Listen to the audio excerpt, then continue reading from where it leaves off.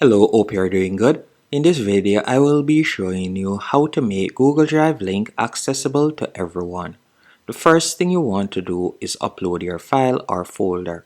To do this, you'll go over to the top left hand corner and tap on New, and you can either choose to upload a folder or upload a file. Once you have uploaded it, you're going to see it right here, and you can select the item that you would like to share. Now, to make the link accessible to everyone, all you'll need to do is tap on the three dots in line with the file or folder name. Then you're going to hover over Share and you're going to tap on Share. From here, you will see General Access, and normally it will be restricted, meaning only people with access can open the file link. So you're going to tap on Restricted and you can select anyone with the link. After doing that, you can choose what you would like to give them access to.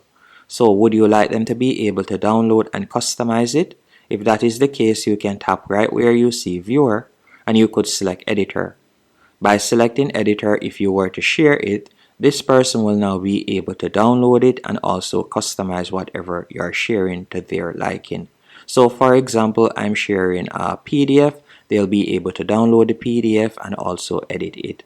Once you're finished, you'll simply tap on copy link and you can share it. And that's it.